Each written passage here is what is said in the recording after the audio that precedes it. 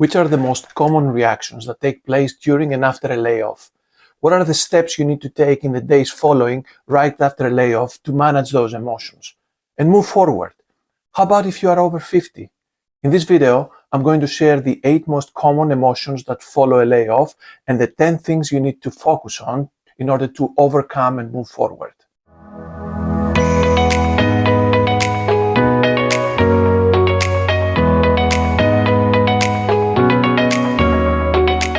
Hi everyone, thanks for joining me. I'm Steve from Growth on Command, a senior professional and leader, entrepreneur, mentor, and coach. So, this is how it goes. You get that meeting invitation in your inbox from your boss or someone else in the company with an HR person copied that you never met or even heard before. Last few days have been a lot of rumors, whispers, and chats. You show up suspicious enough and they just casually dish it out. You have done an incredible job, but the company is going through some restructuring and financial planning. And unfortunately, your role is being eliminated.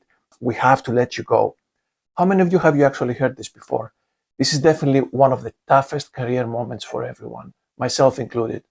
For those who don't know, a few years back, I went through 2 consecutive, not one, but 2 consecutive layoffs within 6 months apart. Let's start, by focusing on the emotional roller coaster that comes with a layoff. Shock.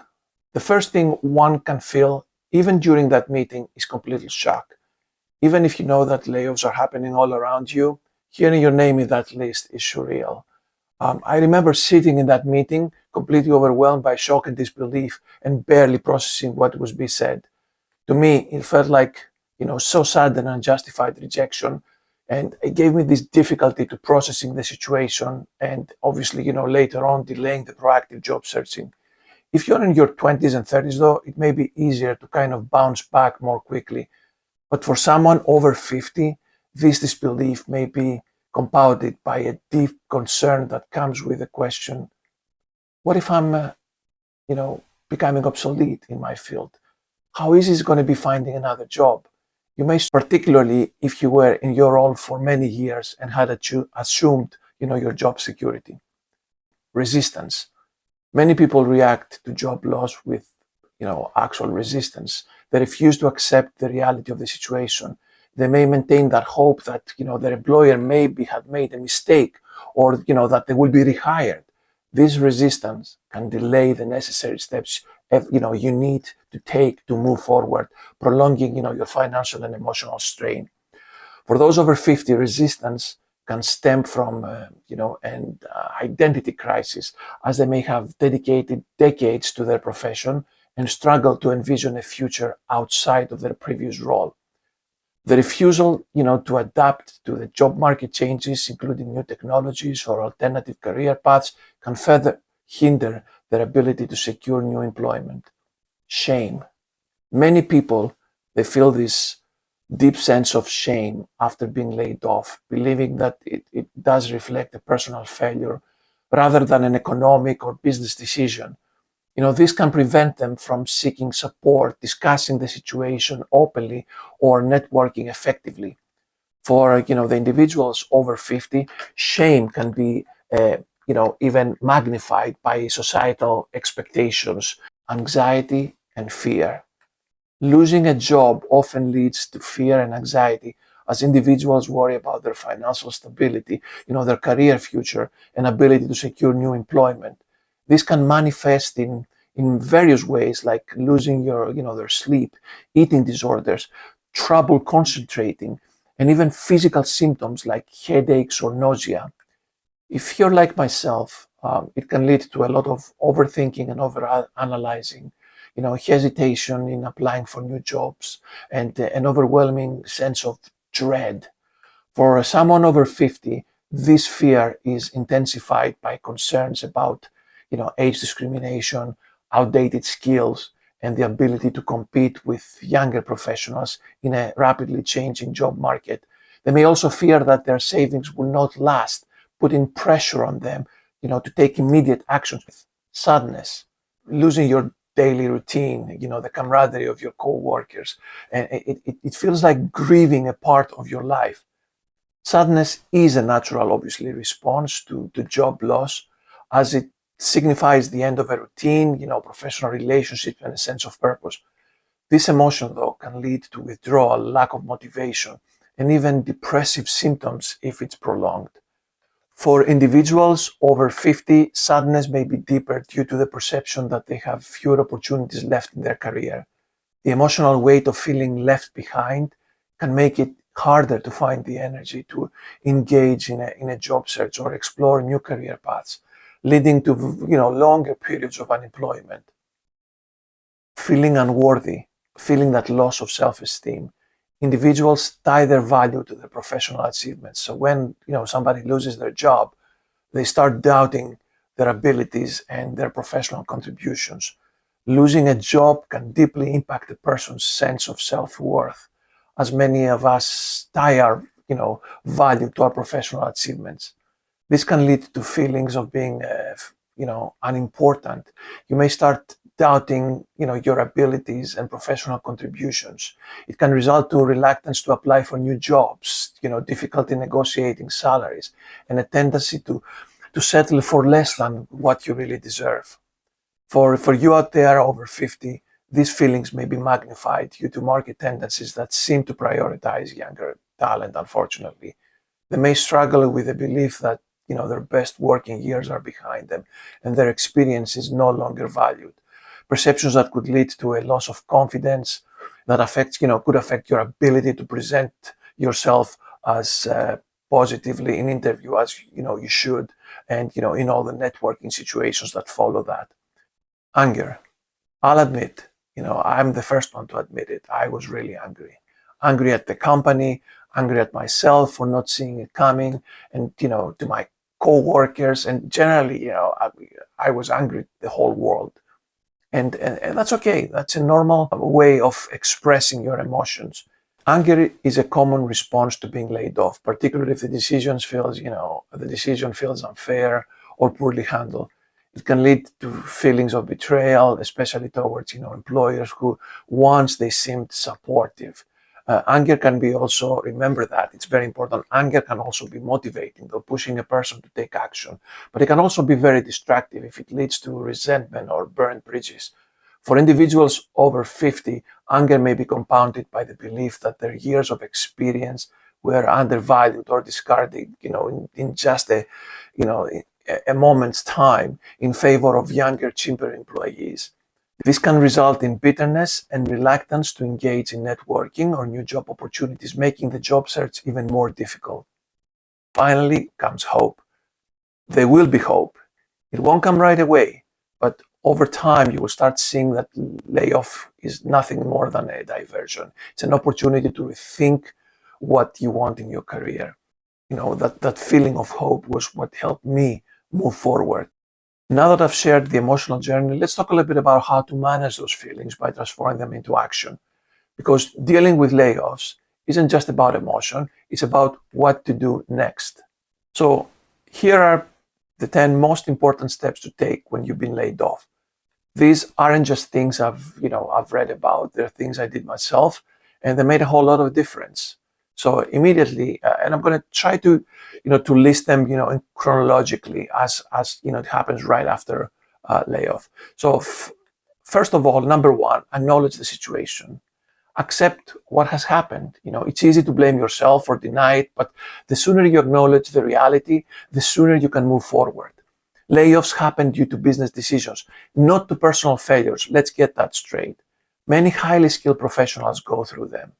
And let me give you the spiritual spin that helped me out during that process.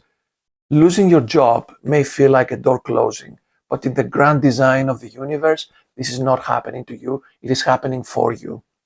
Take that as an invitation to realign with your true purpose, to shed what no longer serves you, and to step into something greater. Trust that life is guiding you toward new opportunities, growth, and transformation. Use this time to reflect, rediscover your passions, and take inspired action. The universe, and I'll tell you this, from, the bottom of my heart, the universe does not take without the intention to give. What lies ahead is meant for your highest good.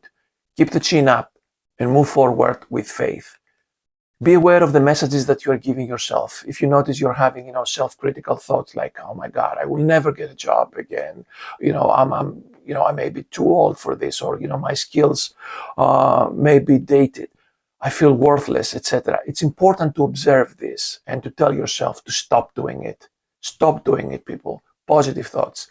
These thoughts are unhelpful and make you feel worse. We cannot always be in control of what happens to us. In fact, often how we handle what happens to us is the only thing we can control. Remember that nothing ever stays the same, and tell yourself, this too shall pass. Maintain a hopeful outlook and visualize what you want rather than worrying about what you fear. Avoid burning bridges. Maintain professionalism, when discussing your layoff. Number 2, build a financial game plan. First of all, seek clarity from your employer.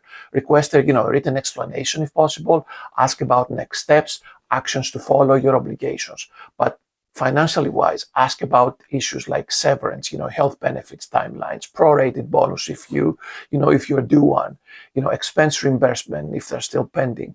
Get any recommendations they're willing to offer. Can you cut expenses? Assess your savings, reduce non-essential spending right away, and explore temporary income sources. Financial control, remember that financial control reduces fear. Are there unemployment benefits you can tap into? Understanding your financial position gives you clarity. In the next few days, I will be posting a video with more in-depth actions explaining what you could do to better manage your finances during this transitional period. Click the notification button so you will be notified when it becomes available. Number 3, co-prioritize your physical and mental well-being. Searching for a job is a job itself. You want to show up for this job at your best, not exhausted. When I went through this process, it definitely took a lot of effort to start doing the right things and taking, the right steps to move forward. One thing that helped me a lot is I started meditation daily to control my stress and anxiety. Eventually, I started taking walks.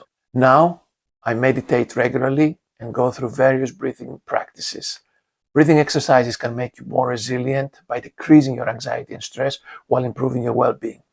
The data also show that meditation improves focus and concentration, as well as improves your sleep, which is very important while you're looking for your next role. Physical exercise also helps with overall health and obviously mental health, and is an important antidote for stress. Being mindful about your eating and sleeping are important in trying to keep yourself functioning as well as possible. Nurture yourself. Do something, every day that helps you feel good. This is a time to be compassionate with yourself and to utilize the stress-reducing tools that are out there that help you to feel calm. Try taking a walk, as I said, or taking a warm bath, talking with someone you trust, meditating, praying, listening to music, cooking, reading, gardening, fishing, or anything else that helps you, to feel relaxed. I particularly enjoyed and still enjoy walks in nature and book reading, but I also enjoy cooking. Number 4, reassess your career goals. Take this time to reflect. Is this a chance to pivot into something new? Maybe pursue, that passion that you've been putting off all those years. Sometimes a layoff is life's way of giving you a reset. Ask yourself important questions like, what do I really want? What do I really need? And even consider it in a more spiritual way, like, what is my real purpose? When I was between jobs, I realized that the part of my job I did not like particularly was dealing with, bureaucratic issues, being, measured on revenue, dealing with complaints, and escalations, etc. Was not really what I was after. But what actually made me come alive was the part of my job where I was interfacing with people, helping people adapt in a new product, process, or technology, helping them with change management, training them and guiding them, in order to drive measurable value and help them transform their business. That is when I knew actually at the time that the mentor slash advisor aspect is what I'm particularly attracted to. Perhaps you can do the same. Is it time to revisit a dream that you brushed off earlier in a different field? Do you want your next job to have more work-life balance? what drains you and what makes you come alive. Think about it.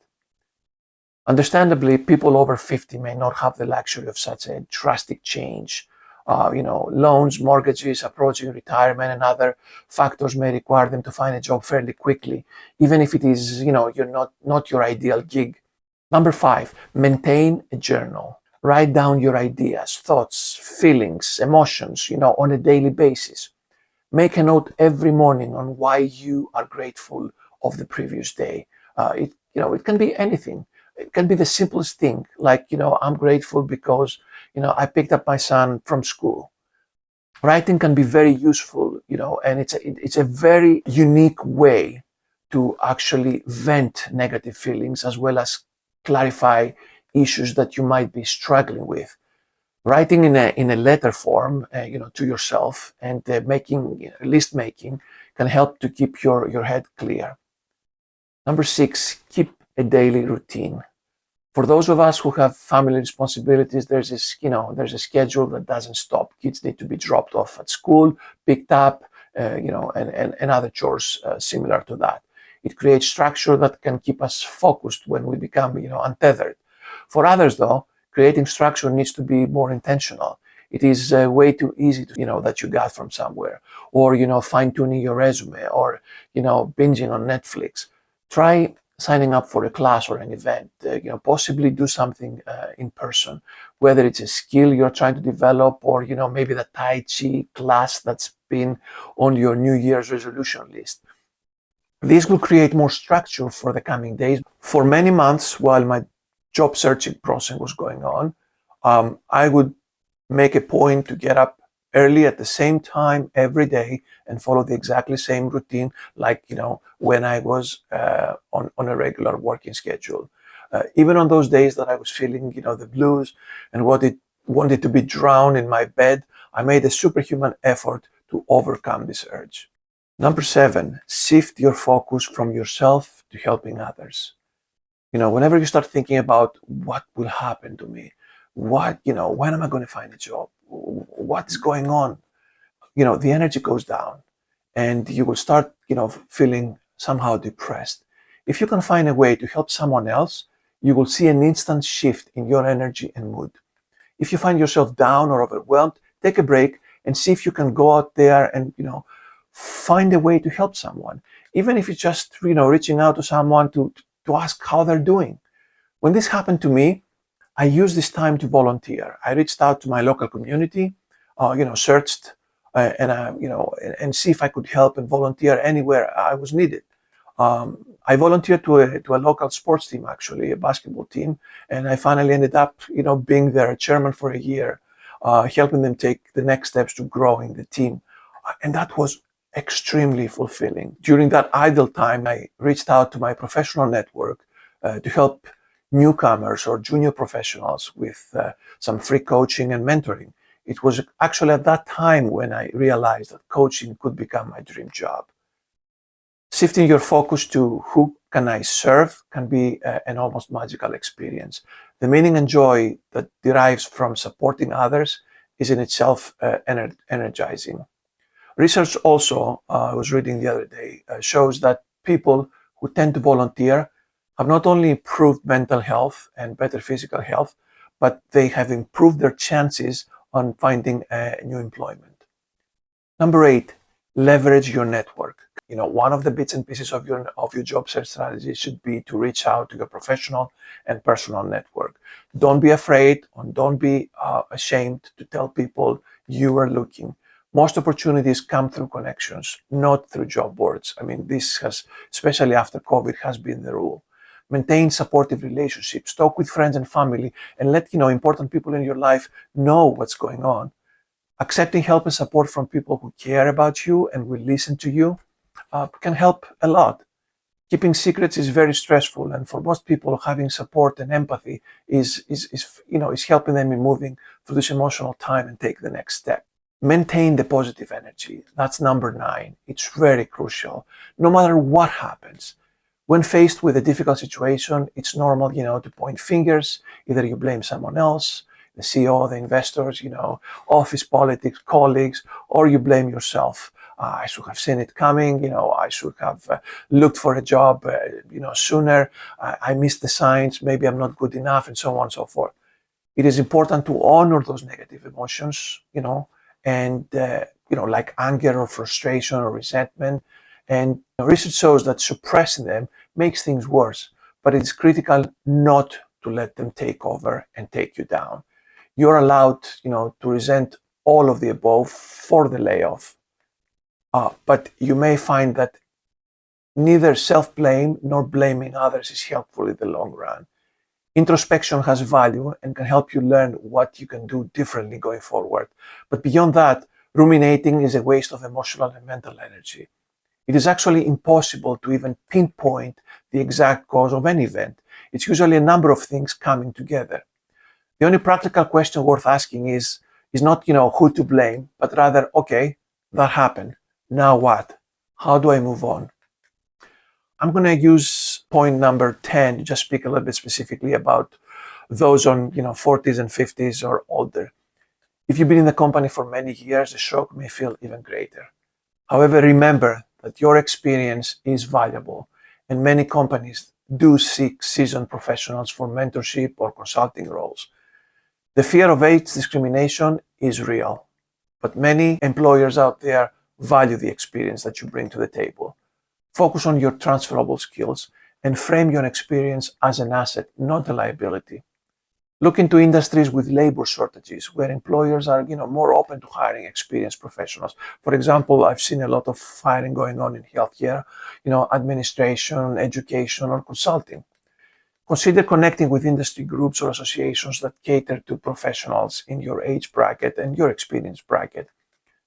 The older generation often, equates or job loss with personal failure because of traditional career expectations. Recognize that career paths today are non-linear. If shame prevents you from networking, and it happened to every one of us, including myself, start small. Reconnect with a trusted mentor or peer who can offer guidance and encouragement. Look into career counseling or support groups, tailored for mid-career or senior career professionals. Remember, trust yourself and trust the process. You faced tough situations, but you came out on the other side smarter for it and wiser.